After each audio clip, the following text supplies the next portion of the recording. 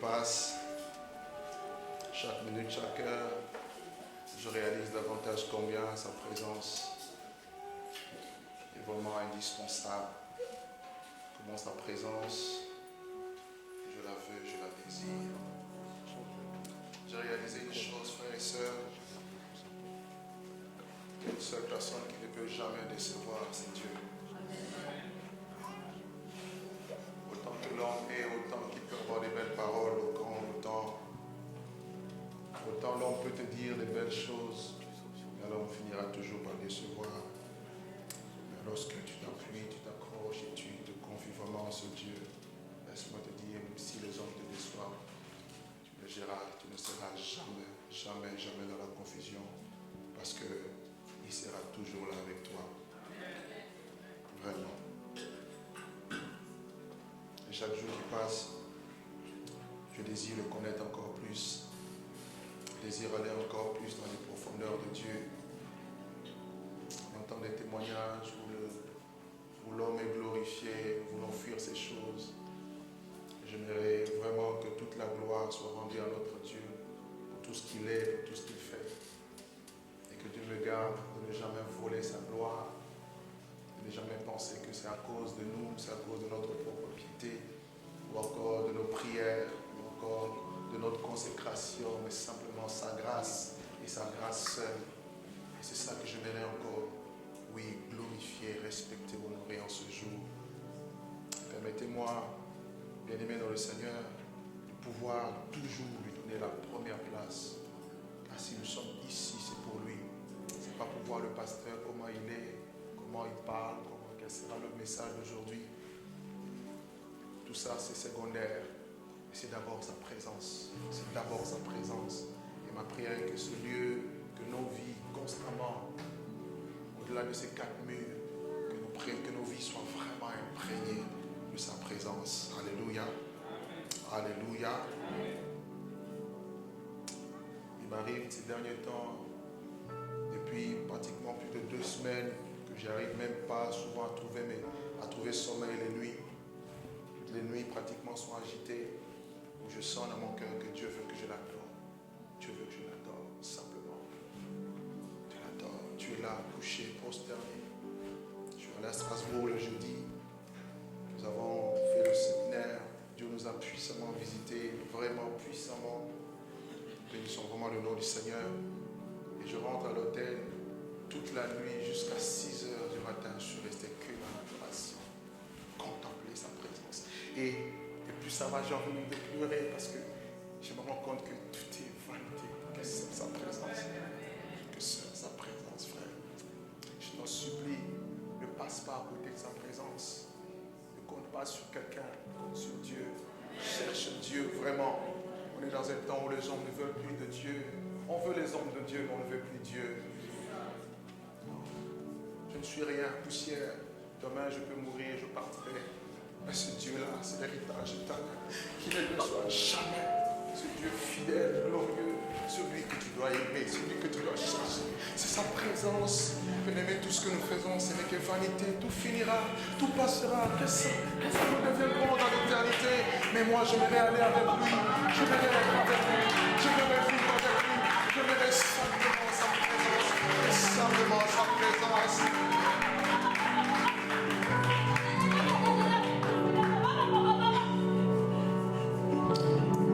Lui seul me suffit.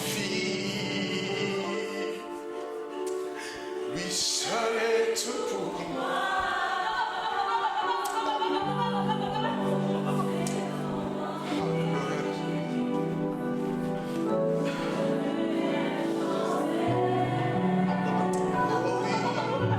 oui.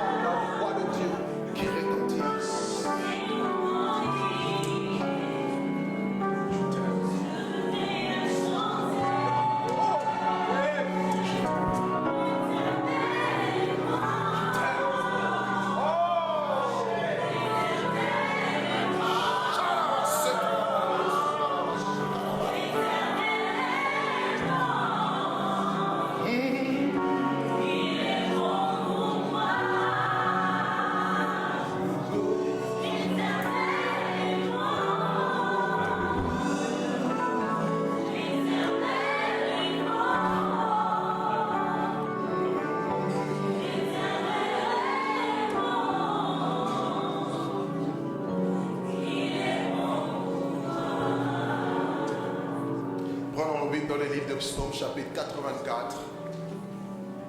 Psaume, chapitre 84. Prenons le verset 1er au verset 2. Et nous lirons ensuite le verset 5 au verset 8. Psaume, chapitre 84, le verset 1er au verset 2. Et puis le verset 5 au verset 8.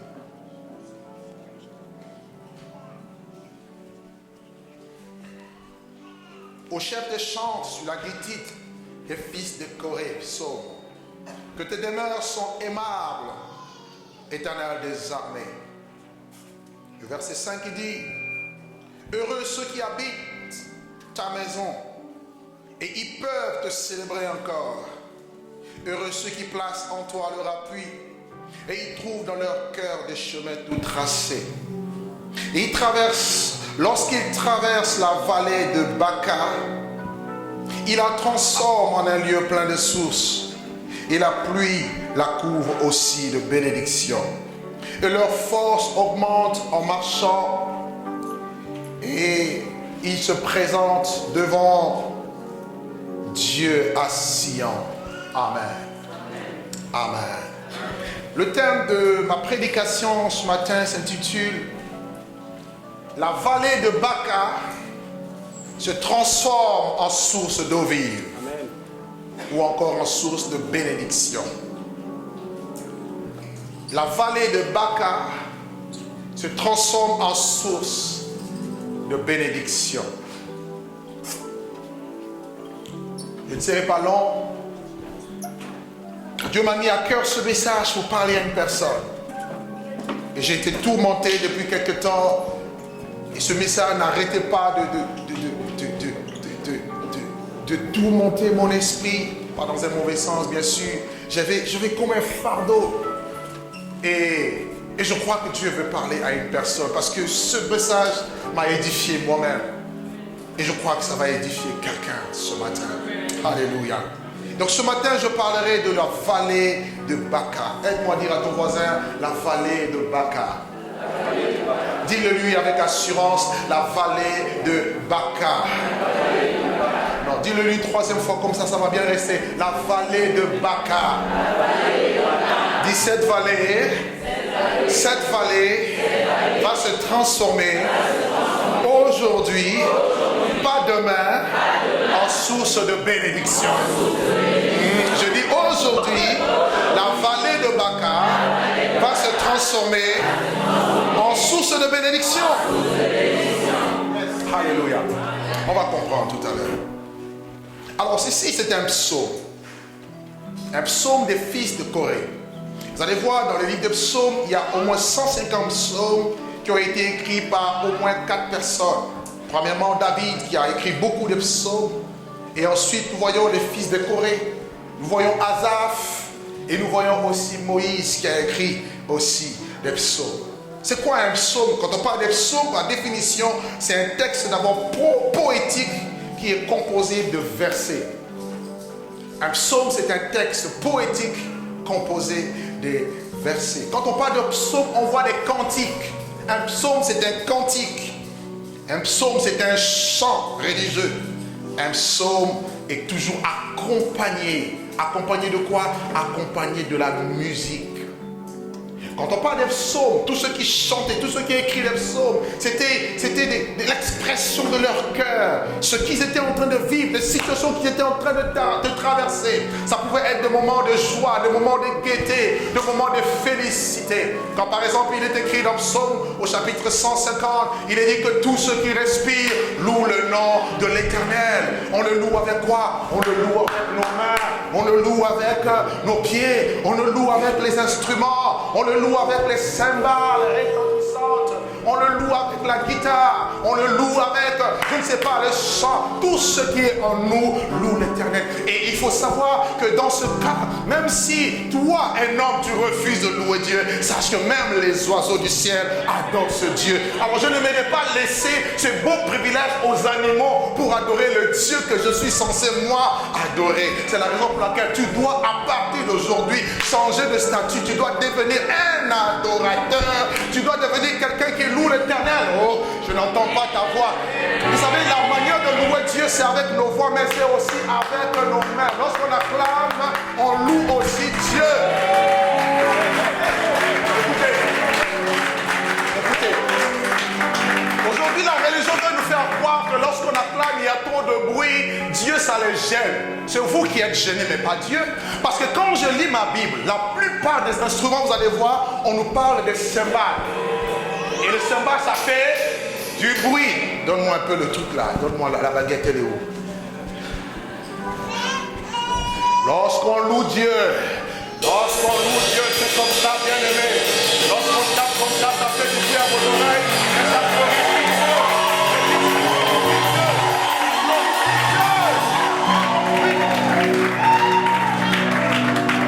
C'est pourquoi on doit changer à partir d'aujourd'hui, parce que ce sont les choses que Dieu m'a montrées. Nous devons célébrer Dieu. Équipe de louange, on va changer de manière de travailler, car Dieu siège au milieu de la louange de son peuple. Je vais parler de la vallée de Baca. Vous allez voir que c'est là que beaucoup de choses se transforment. Ce n'est pas ailleurs. Ce n'est pas quand tu vas passer des moments de combat spirituel, de jeûne et prière. Non, c'est dans des moments comme ça. C'est dans des moments où Dieu est célébré. Que tout ce qui respira, moi je respire. Alors rien ne peut m'empêcher, ni un homme, ni une femme, rien ne peut m'empêcher de célébrer mon Dieu. Rien ne peut m'empêcher de le célébrer. Amen. Et quand on parle des psaumes, on voit des cantiques liturgiques que Israël chantait, mais que nous retrouvons aussi parmi les chrétiens, parmi les enfants de Dieu. Paul dit aux chrétiens d'Éphèse et aussi aux Colossiens, entretenez-vous par des psaumes, entretenez-vous par des cantiques spirituels, en chantant à Dieu de tout votre cœur. Aujourd'hui, la louange a disparu. On ne chante plus à Dieu. On cite les mots, on récite les mots, mais on ne chante pas. On ne réalise pas la valeur des paroles. Et les psaumes, c'était ce qu'il vivait, ce qu'il ressentait, et il les traduisait par des chants avec la musique. Quand par exemple il est écrit « L'Éternel est mon berger, je ne manquerai de rien », ce n'était pas comme ça en parlant. C'est « L'Éternel est mon berger, je ne... » Je sais pas. Amen. C'est ça les psaumes. À partir d'aujourd'hui, à ton voisin, commence à chanter les psaumes. Non, dis-lui, commence à chanter les psaumes. N'utilise pas seulement les psaumes quand tu es en danger. Dis-lui, il tombera à mon côté, dis-moi là, je ne serai pas atteint. Non, ça doit devenir une vie, le moment de célébration. Alléluia. Et nous voyons ici les psaumes des fils de Corée. Et les fils de Corée étaient tous lévites. Ils étaient chantres et ils étaient aussi adorateurs. Ils étaient adorateurs du Seigneur. Et dans tous les livres de psaumes, ils ont écrit au moins 11 psaumes. 11 psaumes ont été composés par les fils de Corée. Et parmi ces psaumes, ils démontraient leur moment de joie, de félicité, le moment où ils avaient confiance en Dieu, le moment de compassion, voire même de colère et de désespoir. Quand ils passaient par des moments de désespoir, ils pouvaient aussi chanter de louanges à l'Éternel. Ils pouvaient composer aussi des psaumes à l'Éternel. Amen. Amen, amen. Et vous voyez, en parlant des fils de Corée, ce qui m'a marqué pendant que j'étais en train de méditer sur ce texte, j'ai vu un texte dans le livre de Ésaïe, plutôt psaume toujours, chapitre 46. Regardez avec moi psaume chapitre 46. Psaume chapitre 42, pardon. Psaume 42, excusez-moi. Le verset 1 à 3. Psaume 42, verset 1 à 3. Il a dit ceci. Et comme une biche soupire après des courants d'eau, ainsi mon âme soupire après toi. Ô Dieu, mon âme a soif de Dieu. Mon âme a soif du Dieu vivant. Amen.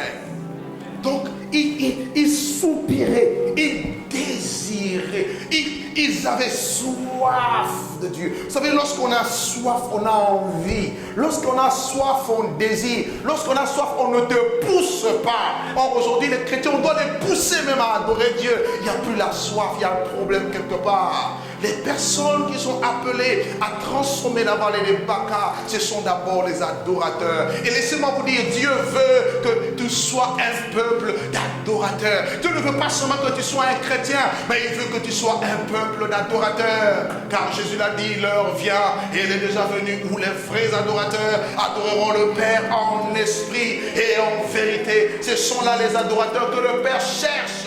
Le Père demande, le Père est en quête, il cherche des adorateurs, il cherche des hommes et des femmes qui vont adorer, qui vont l'adorer en esprit et en vérité.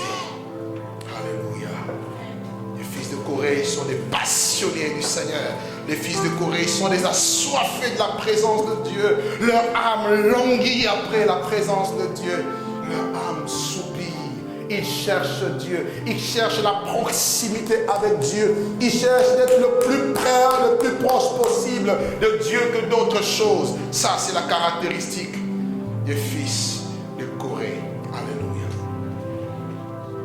Et nous voyons au verset 2. Regardez avec moi le psaume que nous avons lu. Ce qui prouve qu'ils étaient vraiment adorateurs. Regardez ce qu'ils disent. Psaume 84. Il dit que tes demeures sont aimables, éternelles des armées. Voyez-vous, ils contemplent tellement les demeures de Dieu, la présence de Dieu. Ils aiment cela. Et il dit c'est aimable. Il faut aimer la présence de Dieu. Aujourd'hui, très peu aiment la présence de Dieu.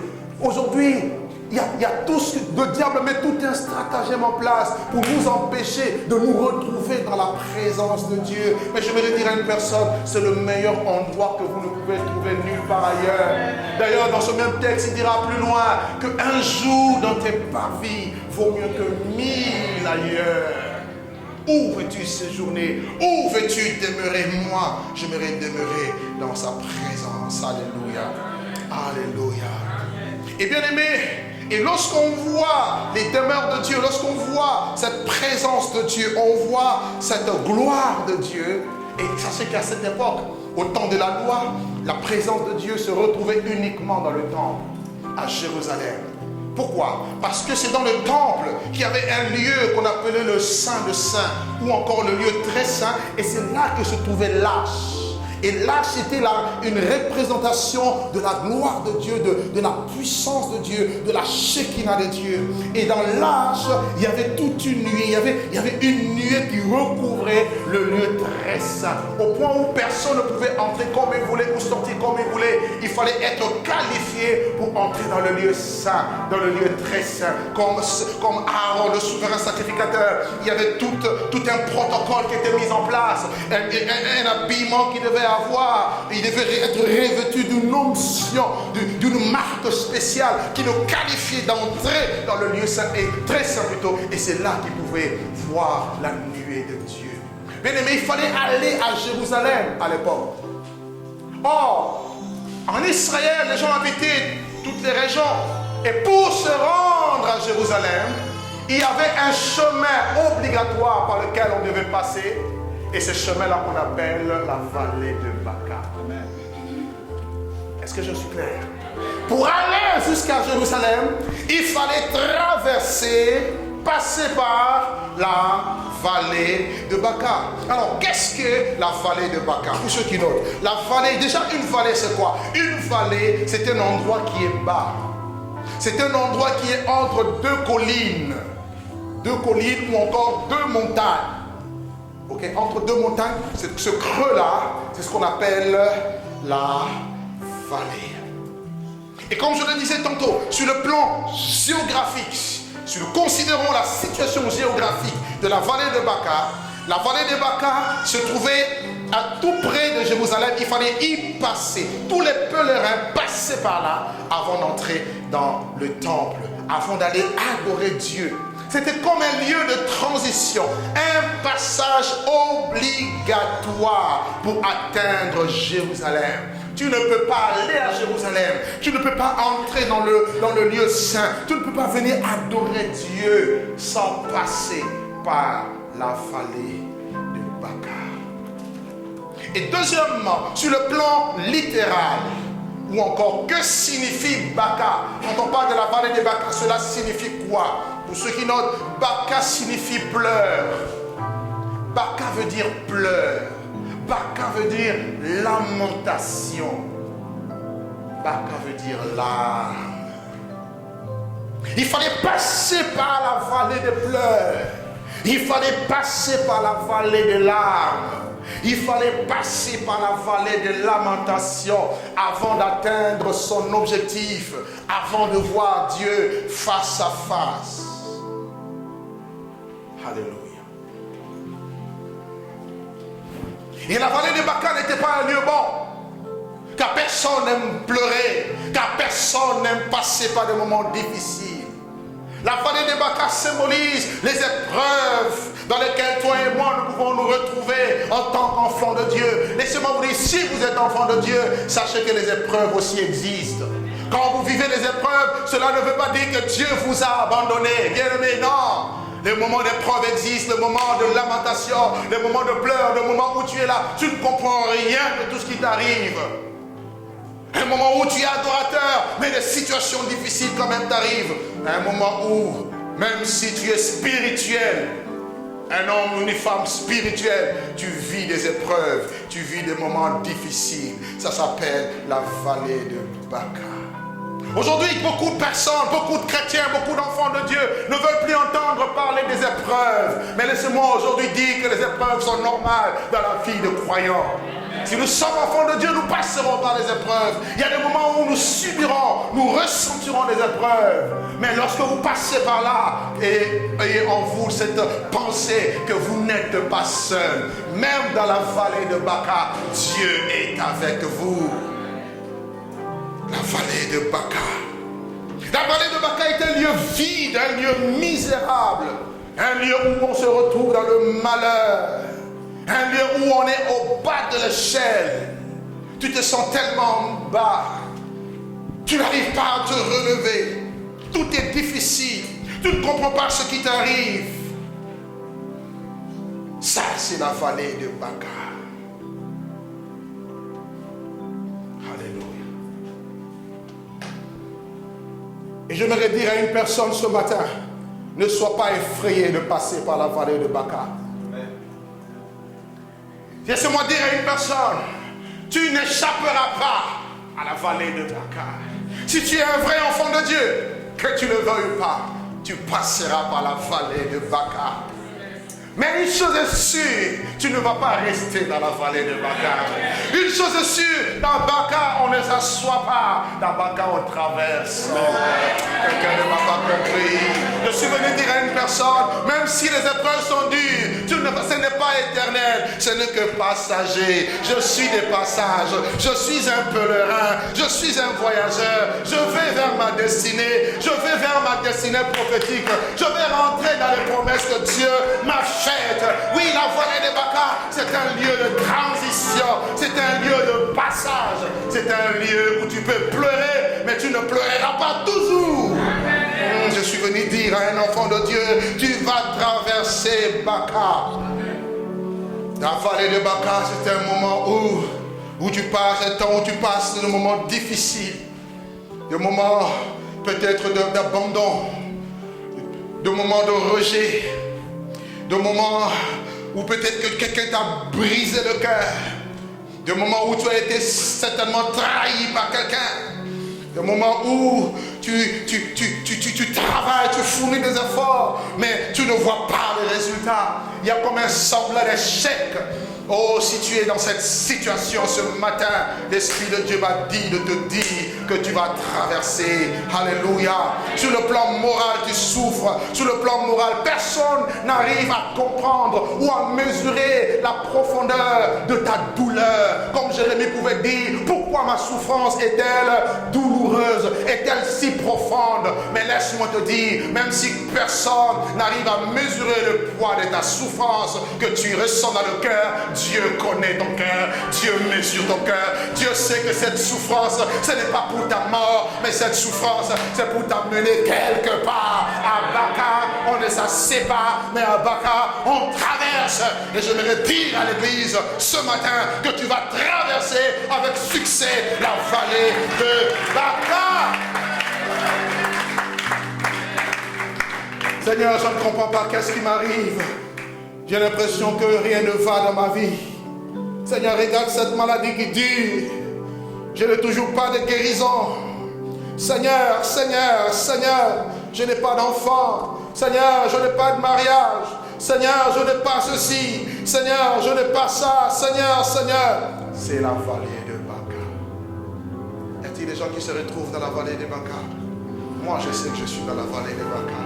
Mais je sais que je vais sortir de la vallée de Baca. Parce que je n'ai pas dit demain, j'ai dit aujourd'hui. Non, quelqu'un ne m'a pas encore bien compris.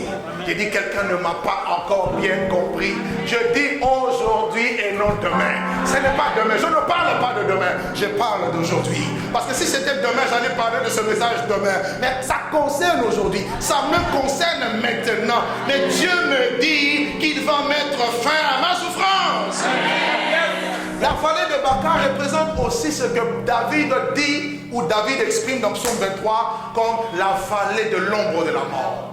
La vallée de Baca égale la vallée de l'ombre de la mort. Regardez un peu dans ce Psaume 23. Il dit quoi? L'Éternel est mon berger, je ne manquerai de rien. Celui qui me conduit dans de verts pâturages. Il me dirige près des eaux paisibles. Il restaure mon âme. Il me conduit dans les sentiers de la justice à cause de son nom. Mais il ajoute, mais quand je marche, donc il y a un moment où tu vas automatiquement marcher par là. Même si Dieu est bon, même si Dieu est ton berger, il va permettre quand même que tu passes par ce chemin difficile, ce chemin étroit. Mais sache que quand tu passeras par là, ou quand tu passes par là, il dit quoi? Il dit, je sais que tu es avec moi dans la vallée de l'ombre de la mort, là où la mort règne, là où on peut sentir l'odeur des cadavres, là où les vautours viennent, là où les autres ont été tués, là où les païens ont échoué. Mais toi, quand tu passes par là, sache que tu ne vas pas rester là. David dit, tu es avec moi. Donc le problème, ce n'est pas d'être dans la vallée de Baca ou dans la vallée de l'ombre de la mort, mais le problème c'est est-ce que Dieu est avec toi. Or, quand Dieu est avec toi, il changera la vallée de Baca, la vallée de l'ombre de la mort en un lieu glorieux. Je sais que ce matin, Dieu parle à quelqu'un. Dieu parle à un cœur. Dieu parle à une âme. Dieu parle. Tu vas traverser la vallée de Baca. Ma soeur, je te le dis de la part de Dieu. Mon frère, je te dis, tu ne sortiras pas d'ici tel que tu es venu. Quelque chose va se passer. Je suis dans la joie parce que quelque chose est en train de se passer. Tu es avec moi. Ta houlette et ton bâton me rassurent. Tu dresses une table en face de mes adversaires. Dans la vallée des Baca, tu vas voir beaucoup d'adversaires qui sont là. Les gens qui attendent comment tu vas tomber. Les gens qui attendent que ton mariage se casse. Les gens qui attendent, oui, que tes enfants échouent. Les gens qui attendent que tu perdes le travail. Il y a des gens dans l'ombre comme ça. Mais le jour où ça ne va pas aller, ils diront, on le savait. Mais laisse-moi te dire, ils vont attendre longtemps. Tes adversaires attendront longtemps. Tes adversaires attendront longtemps. Car dans la vallée de Baca, Dieu va les confondre. Oui, je dis Dieu va les confondre. Ce qu'ils attendent, ils ne le verront jamais. Et s'ils continuent à attendre, la tombe qu'ils ont creusée pour toi, c'est eux-mêmes qui vont rentrer dedans. Ah oui! Non, je suis venu le déclarer dans ta vie. Toi, tu n'es pas condamné à mourir. La vallée de Baca ne te tuera pas, mais toi, tu vas traverser. Ceux-là qui t'ont tendu de piège, eux-mêmes risquent de tomber dans leur propre piège.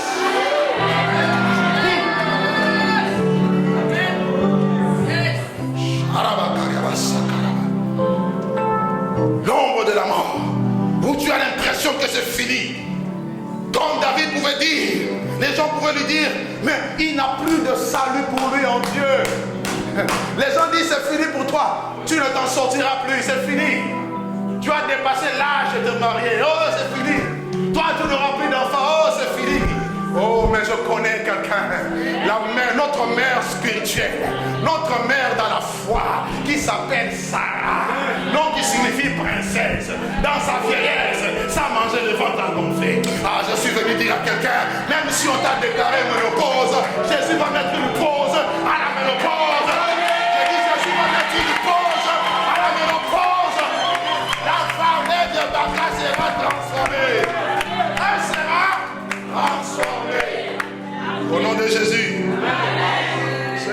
les autres ne te tuera pas.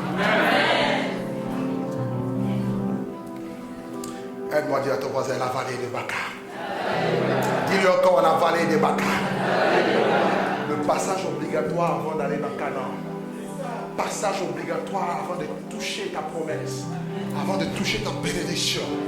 J'insiste sur ça parce que l'Esprit de Dieu n'arrête pas d'insister dans mon cœur. Vous allez toucher. J'ai dit bien vous allez toucher. Oui, tu dis Amen. Tu dois toucher. Amen. Ce n'est pas réservé aux autres. Tu vas toucher. Amen. Amen. Amen. Je dis c'est à toi. Prends-le. Amen. Tu vas toucher. Amen. Tu vas rentrer dedans. Amen. Oh non, quand ça vient, quand je veux juste toucher, ça fuit. Non, cette fois-ci, ça ne fuira plus. Ça veut fuir hier, mais maintenant, ça ne fuira plus. Tu vas toucher. Ton diplôme, ton bac que tu attends là, tu vas. La maison que tu construis là, tu vas. Les affaires que tu veux faire là, tu vas.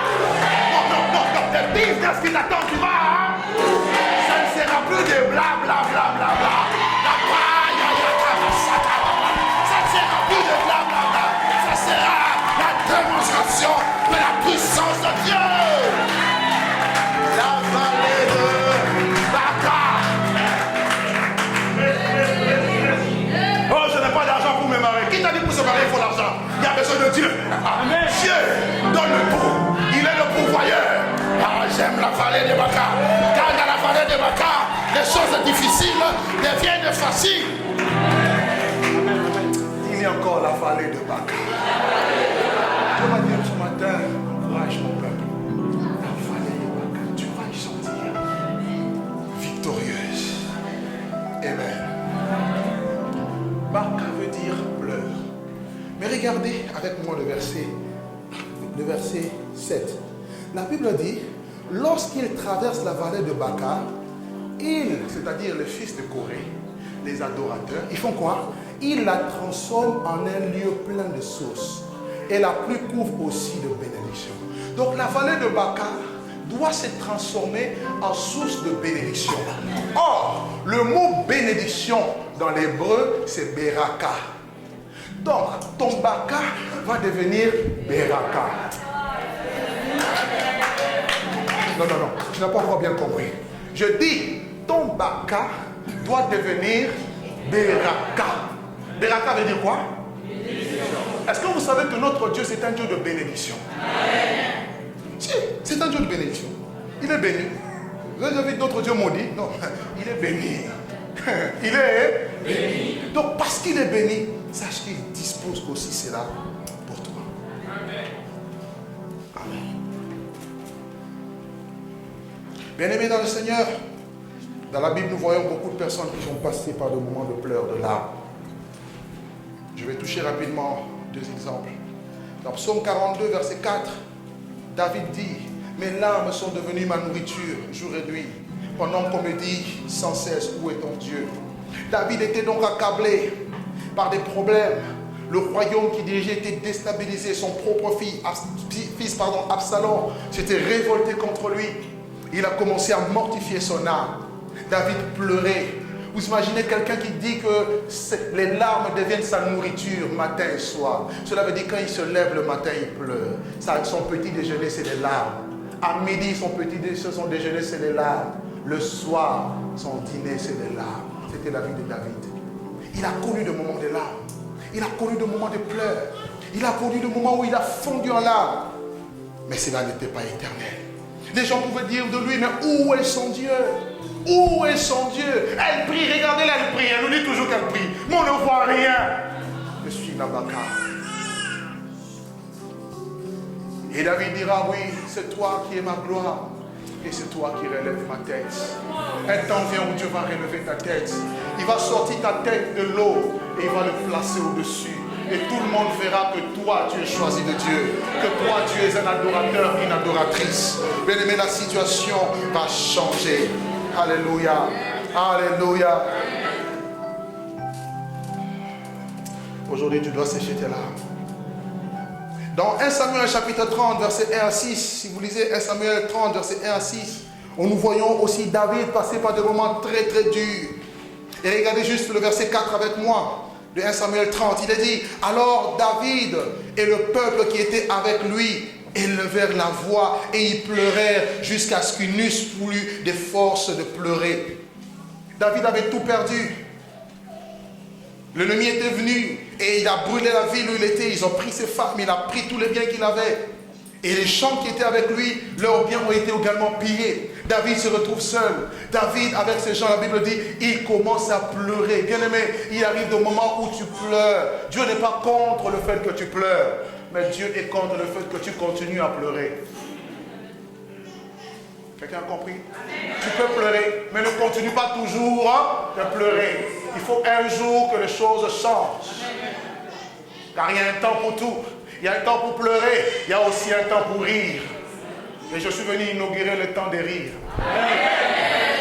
Nous rentrons dans la saison des rires. Oh, tu vas rire. Quand Dieu va faire de grandes choses, tu vas rire. Tu vas sentir des choses. Tu vas commencer à rire. Oh, est-ce que je peux parler à quelqu'un ce matin? Je dis, tu vas commencer à rire. Ce que tu attendais depuis longtemps, ça va tellement arriver. Tu vas... Oh, ton sourire va changer. Tu vas rire. David a pleuré. La Bible dit, il pleure de toutes ses forces. Vous savez, quand tu pleures de toutes ses forces, à un moment donné, tu n'as même plus de voix. Tu n'as même plus, les larmes ne coulent même plus. Il a pleuré. De toutes ses forces, il a pleuré. Mais j'aime la suite. Regardez avec moi le verset, oh my God. Oh, le verset 7. Mais la Bible dit, mais David reprit courage en s'appuyant sur l'Éternel. Hier, il a pleuré, mais un jour, il a repris courage. Bien-aimés dans le Seigneur, laissez-moi vous dire que pleurer, c'est normal. Mais Dieu va remplacer tes pleurs en joie. Même Jésus lui-même avait pleuré. Est-ce que vous le savez? Le verset le plus court, Jean 11, 35. La Bible dit, face à la mort de Lazare, Jésus pleura. Oh, le Fils de Dieu pleure. Oui, tu peux être spirituel et pleurer. Mais le problème, c'est que Jésus ne pleure pas toujours. Il pleure pendant un temps. Mais après avoir pleuré, on essuie les larmes. Et on commande maintenant, ôtez la pierre. Lazare sort. Il faut que les choses changent. La mort qui était là hier doit se changer en vie. Bien-aimé, la vallée de Baca ne reste pas toujours la vallée de Baca. Elle se changera. Cette vallée sera changée à une vallée, à une source de bénédiction. En fait, plus ton Baca est rude, plus tes bénédictions aussi sont abondantes. Tu n'as pas bien compris. Je dis, plus tu as souffert, plus aussi ton élévation sera grande. En fait, tout est proportionnel à ce que Dieu veut faire avec toi. Oh. Écoutez, lorsque vous semez un champ de maïs et un champ de cacao, vous n'avez pas le même rendement. Le champ de maïs, au bout de quelques mois de maïs, c'est là. Mais le cacao, il faut attendre longtemps. C'est dur, mais j'aime le résultat. Quand on met sur le marché, la marchandise qu'on appelle maïs et le cacao, moi je suis dans le cacao. Plus c'est dur, mieux c'est. Oh, je suis venu dire à un enfant de Dieu, plus tu souffres, mieux c'est. Parce que Dieu va essuyer tes larmes. Aide-moi à dire à ton voisin, Dieu essuie tes larmes. Fais comme ça. Dis-lui, Dieu essuie tes larmes. Alléluia. Ton Baca va s'échanger en Beraka. Oui, David dit quoi? Il dit, ceux qui sèment avec larmes moissonneront avec chant d'allégresse. Tu as sémé, tu as prié, tu as gémi avec larmes. Mais je suis venu t'annoncer une nouvelle saison et un nouveau temps, une nouvelle saison. La saison de la transformation, la saison de la métamorphose, la saison du changement. Tes pleurs vont se changer, tes larmes vont se changer en larmes de joie. Vous savez, quand on rit aussi, quand on est dans la joie, il y a aussi des larmes. Mais là, c'est des larmes. Ça, j'aime les larmes de joie. Oh, ce n'est plus des larmes de douleur. Mais c'est des larmes.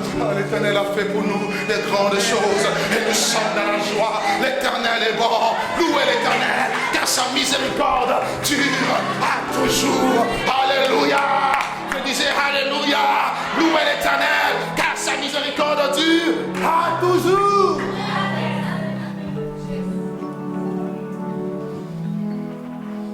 Amen. Oh. Deux choses importantes. Et je vais terminer là. Pour changer la vallée de Baca en source d'eau vive, il y a deux conditions. Il ne suffit pas seulement de dire oui, mais il faut remplir deux conditions. que nous retrouvons dans le même texte. Regardez avec moi. Toujours psaume 84, le verset 5 et le verset 6. Regardez ce qu'il dit. Premièrement, il a dit, heureux ceux qui habitent ta maison. Ils peuvent te célébrer encore. Première condition, avant de changer son baka en beraka, tu dois habiter la maison de Dieu.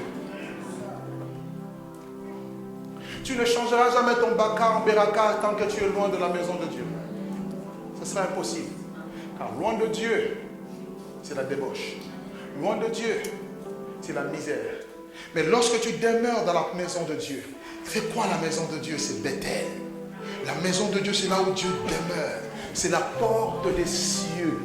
La maison de Dieu, c'est la maison de prière. Jésus a dit, ma maison sera appelée une maison de prière pour toutes les nations. Tu dois demeurer dans une atmosphère de prière, dans une atmosphère d'adoration et de supplication.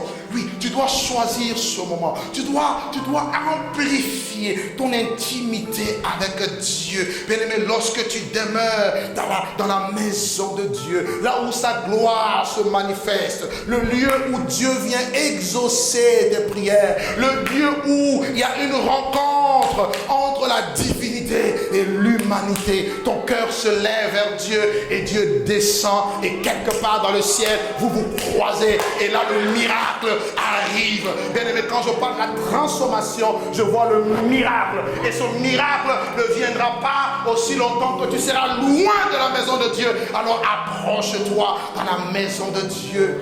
Bien-aimé dans le Seigneur, la maison de Dieu. David pouvait dire, que oui, le bonheur, la grâce m'accompagneront tous les jours de ma vie. Et j'habiterai, je demeurerai dans la maison de l'Éternel jusqu'à la fin de mes jours. Dans la maison de l'Éternel, on ne traverse pas, on demeure. À Baka, on traverse, mais dans la maison de l'Éternel, on demeure. Elle va dire à ton voisin, demeure là. Dis-lui, demeure dans la présence de Dieu. Dis-lui encore, demeure dans la maison de Dieu. Oh, quand je sais qu'il y a culte, je dois avoir l'empressement, je dois courir, parce que je sais que là, je rencontre mes frères et sœurs, et le Saint-Esprit est là, car Jésus a dit, là où deux ou trois sont assemblés en mon nom, je suis au milieu d'eux, et tel que nous sommes, Jésus est au milieu de nous, et tu ne sortiras pas tel que tu es venu, parce que dans la présence de Dieu, dans la maison de Dieu, il y a des changements, il y a des transformations, il y a des guérisons, il y a des restaurations, il y a des choses que Dieu seul peut faire, que ni ta force, ni ta connaissance, ni tes capacités, ton expérience ne peuvent faire. Seul le Saint-Esprit, la présence de Dieu, demeure dans la maison de Dieu. Alléluia. Je connais une femme, Anne, elle pleurait, elle passait par la vallée des Baka, elle était stérile, tourmentée par Pénina. Elle était là, elle mortifiait son âme chaque jour. Elle versait des larmes, mais un jour elle a pris la décision de venir dans la maison de Dieu. Elle a versé des larmes devant son Dieu. Elle a dit, Seigneur, vois ma misère, vois ma stérilité. Regarde comment cette femme, elle est en train de me faire souffrir. Alors que je te connais, je t'aime. Dieu, il dit quoi? Le malheur peut atteindre souvent les justes, mais l'Éternel l'en délivrera toujours, pas quelquefois, mais toujours. Anne, ce jour-là, elle est sortie de la présence de Dieu, rayonnante de joie. Elle est partie avec une bonne nouvelle, laquelle? C'est que Dieu l'avait exaucée. La maison de Dieu, c'est un lieu d'exaucement. C'est un lieu où Dieu exauce tes prières. Lorsque tu sors avec la joie, tu sors la tête haute, même si je ne vois pas, mais dans l'esprit, cela est déjà fait. Et si dans l'esprit, cela est fait, cela va se manifester dans le corps. Et la Bible même va plus loin. Lorsque Anne a donné naissance à Samuel, elle ira jusqu'à dire, la stérile enfante cette fois. Avez-vous déjà vu une stérile enfanter? Mais la stérile dans la présence de Dieu, Baka se transforme en Beraka, et tu vas enfanter non une fois mais 7 fois, car Dieu est dans le chiffre 7, la perfection, l'absolu. Je suis venu dire à une personne, la stérile enfante 7 fois. Shakarabasaka. Mon frère, Dieu va te bénir. Grave. Et tu vois ce que je dis? Je te dis, grave.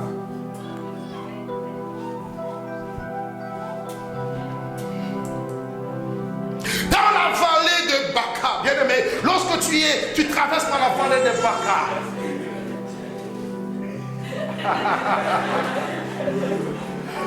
lorsque tu traverses la vallée des Baca et que tu demeures dans la présence de Dieu, notez les choses qui se passent. La stérilité se transforme en fécondité. Ton désert se transforme en source d'eau vive. La sécheresse, oh non, mes finances sont... Je sens la sécheresse dans mes finances. Non, finis ce temps-là, fini. Même tes finances, mais tu n'auras plus de sécheresse. La sécheresse va se transformer en fertilité. Non, bien aimé, moi je pris une décision. J'ai dit à Dieu, tous les jours où je vais dans ta maison, il faut que tu mettes une semence dans mes mains. C'est une décision. Et je pris la décision, chaque année, à partir de maintenant, je n'ai pas encore dit à ma femme, elle apprend. Je dois offrir à Dieu au moins 5 000 euros chaque année. Je commence par là et je montrerai. Parce que tout dépend de la révélation que tu as de ce Dieu. J'ai compris que beaucoup de choses étaient bloquées dans ma vie. Je n'avais pas encore la révélation. Je ai dit à Abraham, sacrifie ton Isaac, ton fils unique, monte avec moi sur la montagne, sacrifie-le. Ce qui tu as de précieux, donne-le à Dieu. Mets Dieu à l'épreuve et tu verras si c'est un Dieu menteur. Tu verras si ce n'est pas un Dieu qui ouvre les portes. Tu verras si je n'ouvre pas les autres de ce. Je veux le faire. Je ne suis pas un parleur, je veux le faire. Voir les choses changer. Dans la présence de Dieu. Fini la sécheresse. Pourquoi les chrétiens sont toujours dans la sécheresse? Sécheresse. Fini. Dis à ton ami, fini. Dis-lui comme ça, fini ça, fini. Oh, sécheresse, fini, papa. Maman, fini. Tout commence par la décision. Dans la maison de Dieu, tout prospère. Je vais arriver, hein? Dans la maison de Dieu, même si tu étais sec, tu vas sortir verdoyant. Oui, je dis oui. Je dis oui.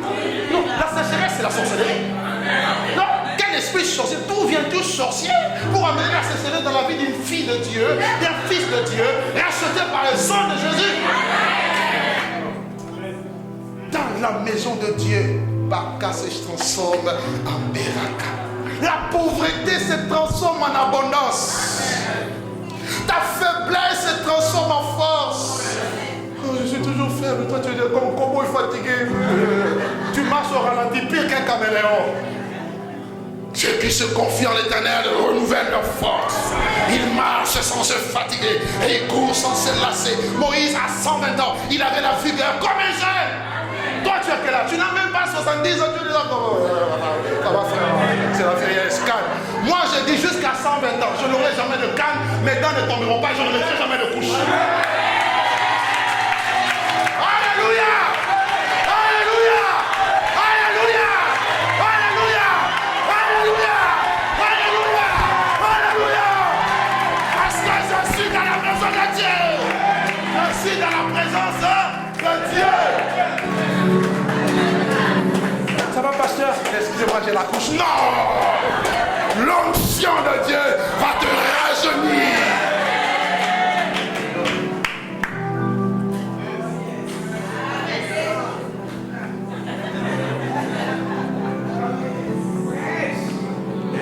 Amen. Oh, dans la maison de Dieu, ta honte va se transformer en gloire. Les gens qui se sont moqués de toi hier, ils vont te reconnaître. Ceux-là qui t'ont humilié, ils vont commencer à t'acclamer. Mais écoute, s'ils ne t'acclament pas devant, ça qui t'acclame même derrière. Même dans le secret, ils reconnaissent que tu es fille de Dieu. Ils reconnaissent que tu es la marque de Dieu. Ça, c'est la maison de Dieu.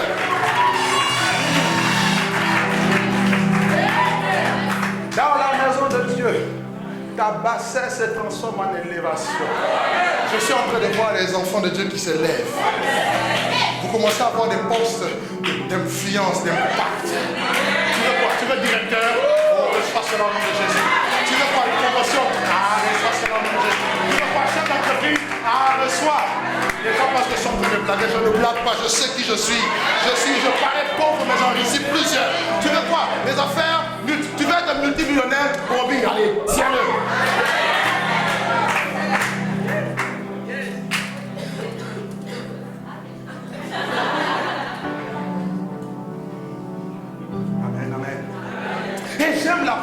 un homme qui chante que vous connaissez. J'aime sa phrase. Il dit, ne vous inquiétez pas. Dans la maison de Dieu, l'opposition se changera en soumission. T'as pas bien compris. Ceux-là qui t'attaquaient comme ça, qui te cherchaient à te tuer, ils vont reconnaître que tu es fils de Dieu, que tu es fils de Dieu.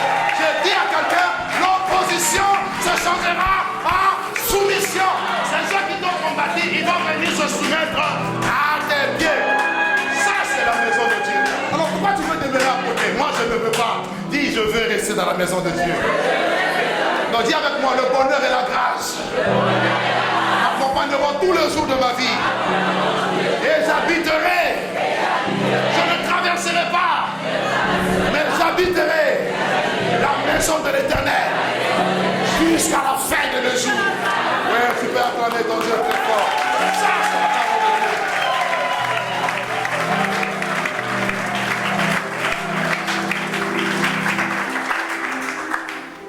C'est pourquoi je donnerai raison à Jacques. Dans Jacques 5, verset 13, il dit, quelqu'un parmi vous est-il dans la souffrance? Quelqu'un parmi vous passe par la vallée des Baca, qu'il prie, qu'il demeure dans la maison de Dieu, dans la prière.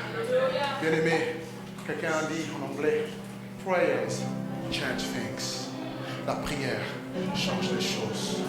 Ça change réellement les choses. Croyez-moi, croyez-moi. La prière change les choses. Les choses peuvent changer. Les choses que tu attends, tu veux voir, tu vas les voir s'accomplir. Deuxième chose, et je vais finir. Il dit au verset, toujours psaume 84, le verset 6, il dit, heureux ceux qui placent en toi leur appui.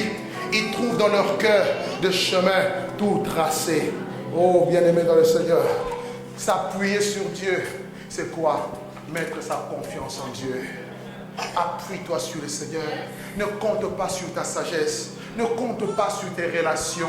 Ne compte pas sur les hommes. Bien-aimé, quand l'homme te lève, le jour il va te lâcher. Tu vas tomber comme chute libre. Mais Dieu, s'il est avec toi, il ne te laissera jamais. Bien-aimé dans le Seigneur, tu dois t'appuyer. Confiez-vous d'abord en le Seigneur. La Bible dit, confiez-vous en l'Éternel et vous serez affermis. Confiez-vous ensuite en ses serviteurs, les prophètes. Vous réussirez. Il faut d'abord que tu aies une foi solide. Quoi qu'il arrive, même si tu traverses des moments difficiles, sache que Dieu est avec toi.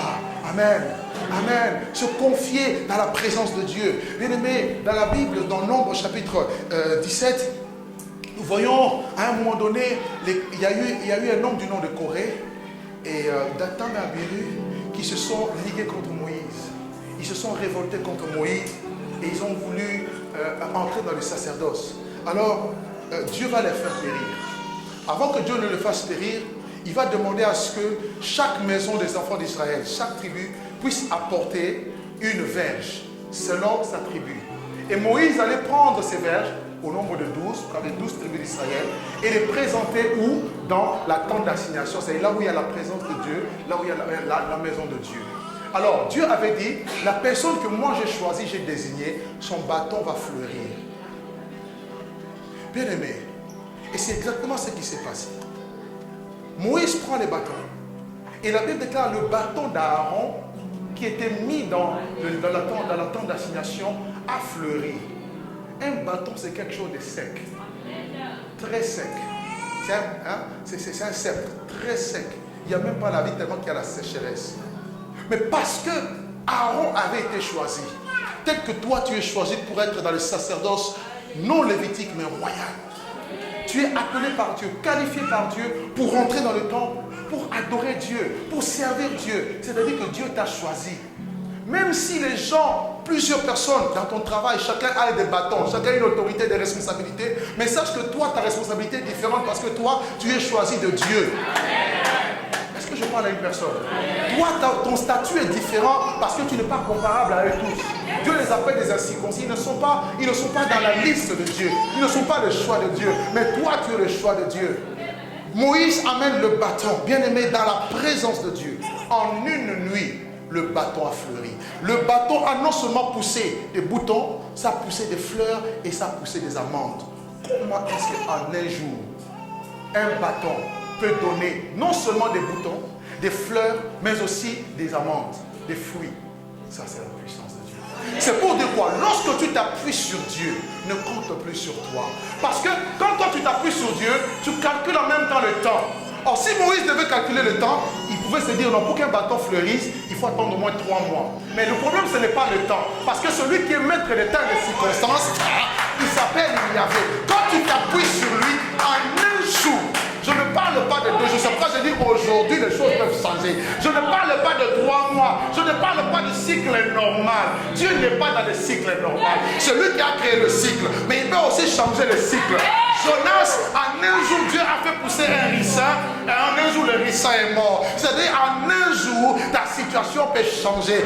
Lorsque tu traverses la vallée des Baca et que tu es dans la maison de Dieu et que tu t'appuies sur Dieu, attends-toi à des surprises. Donc, quelqu'un ne m'a pas compris ce matin. Je suis en train de dire à une personne, attends-toi à des surprises. Attends-toi à des surprises. En un jour, tu peux dormir tel que tu es. Le lendemain, ta situation change complètement. Bien aimé, c'est ce qui s'est passé avec Jésus. Or, toute la Bible parle de Jésus. La loi, les prophètes et les psaumes. Si les psaumes de Corée parlaient de la vallée des Baca, parlaient de la maison de Dieu, bien aimé, ça nous préfigurait aussi Jésus. Le Fils de Dieu lui-même. Il savait, avant d'entrer dans la gloire éternelle, il fallait qu'il passe par la vallée des Baca. Il fallait qu'il passe par le rejet. Il fallait qu'il passe, oui, par des moments de souffrance, de lamentation, à Gethsémane. Il fallait qu'il passe par la croix. On le prend, on le cloue à la croix. Tout le monde commence à se moquer de lui. Ça, c'est normal que tout le monde se moque de toi. C'est Baca. On se moque de lui-même. Et ceux qui ne savent pas, c'est qu'en lui, il a la capacité de changer les... Oh mon Dieu, Baca en Beraka. Ils se sont moqués de lui. Il y a eu des ténèbres sur toute la terre. Il y a eu des souffrances. Il y a eu des démons qui sont venus, qui étaient dans la festivité. Ils commençaient à festoyer. Là, il était sur la croix. Il était à Baca. Il était à Baca. Mais il savait qu'après Baca, il y a quelque chose. Après Baca, il y a une résurrection. Jésus est mort, on l'a enterré. Mais la Bible déclare que 3 jours, il pouvait s'attendre à tout, mais sauf à ça. Le 3e jour, sans le secours de prénom, Jésus est ressuscité. C'est-à-dire quoi? La maison de Dieu, lorsque tu t'appuies sur Dieu, sache que la puissance de la résurrection est capable de te redonner tout ce que tu as perdu. Ce n'est pas la puissance de la création, mais c'est la puissance de la résurrection. Lorsqu'on parle de la création, la chose existait. Mais lorsqu'on parle de la résurrection, la chose existait, elle est morte, mais elle reprend vie. Est-ce que quelqu'un m'entend ce matin? Et je suis venu dire, peu importe la situation que tu avais, que tu as perdue, aujourd'hui, tu vas reprendre. Aujourd'hui, tu vas récupérer. Est-ce que c'est la communion avec Dieu? Tu avais perdu la communion avec Dieu. Aujourd'hui, tu vas reprendre la communion avec Dieu. Est-ce que c'est la joie de servir Dieu? Tu vas reprendre la joie de servir Dieu. Car ton Dieu est capable de changer la vallée de Baca en bénédiction. Bien aimé, il n'y a pas de bénédiction en dehors de Jésus. Mais parce qu'il est ressuscité, la Bible déclare: béni soit le nom du Seigneur qui nous a bénis de toutes sortes de bénédictions spirituelles dans le lieu céleste. Tel que tu es un homme béni, tu es une femme bénie parce qu'il est ressuscité et en toi. Oh, dans la maison de Dieu, aie foi en Dieu. Cette foi qui se manifeste dans la puissance de Dieu que Dieu a prouvé en ressuscitant Jésus d'entre les morts. Il est capable de faire dans ta vie. Alors ne dis plus que c'est trop tard. Ne dis plus que c'est fini pour toi. Même si les gens disent que c'est fini, dis avec Jésus, tu peux avoir un nouveau départ. Amen. Amen. Amen. Amen. Fais avec moi comme ça. Seigneur Jésus, je te dis merci. Je te dis merci. Parce que dans cette vallée de Baca, tu es avec moi. Parce que dans cette vallée de Baca, tu changes les souffrances en joie. Tu changes les douleurs. Tu changes mes larmes en bénédiction. Et je déclare, à partir d'aujourd'hui, ma fille ne sera plus jamais la mère. Parce que Jésus vit en moi. Parce que Jésus-Christ vit en moi. C'est parce qu'il est ressuscité. Au nom de Jésus, je sors de ce lieu plus que vainqueur, plus que victorieux. Au nom de Jésus, je dis oui, amen à ta parole. Acclame Acclame très fort le nom du Seigneur.